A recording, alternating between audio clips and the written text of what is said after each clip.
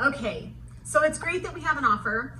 That buyer, if they're working with a bank, they do have to have an appraisal. And the reason is the bank wants to make sure that if they're lending the money for this buyer to buy the home, if the buyer defaults for some reason, that the bank can get the money back out of the property.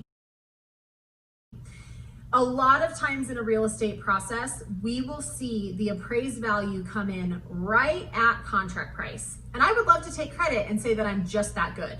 But the reality is the appraiser is given a copy of our contract up front, and he knows the target he or she is trying to hit. Once they turn the appraisal report in, if they hit it on the head or above, we have no concerns. We're moving forward to closing.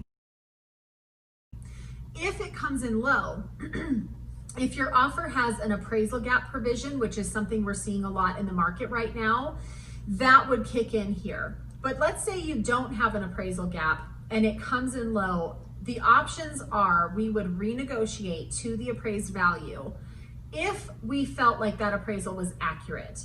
I want to make sure that I see it first, I review it first, they've accounted for all the rooms in the house and the upgrades appropriately. And I also want to make sure that they're using comparables that I agree with, that they're not comparing your home to the one 2 doors down that's not in the same condition and not in a good way. So I would take the appraisal report first, check it for accuracy. We can try to contest it. We can try to say, sir, I like your value, I like your comps, but here's some comps that I feel are more relevant. Could you look at this? Could you tell me why you picked this comp and not this sale? And we can try to contest it a little bit. I've been doing this since 2001. To be honest with you, it's really hard to get a value overturned. Sometimes we can get a little bit, but it's rare that we can get a whole lot once they've made that determination. Then we would renegotiate with the buyer, again, if there's not an appraisal gap in the contract. And if we can come to terms, we move forward. If we can't, we have the option to go back on the market in hopes that the next buyer will have different findings when it comes to appraisal.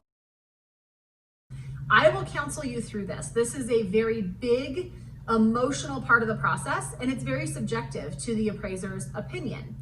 What I do for my clients to get ahead of this is I try to prepare an appraisal packet on all of my homes that tell the appraiser what type of activity we've had, what upgrades you've done, and why your house is worth the price that we priced it for. If I can provide that packet up front, a lot of times I'm able to get ahead of an objection before there is one. And that allows more negotiation on your behalf before it comes in low and we have that hill to climb. So I really try to be proactive here and fight for the value that we felt was fair when we came to market. But if it comes in low, we'll work through it together. This is a big part of the process.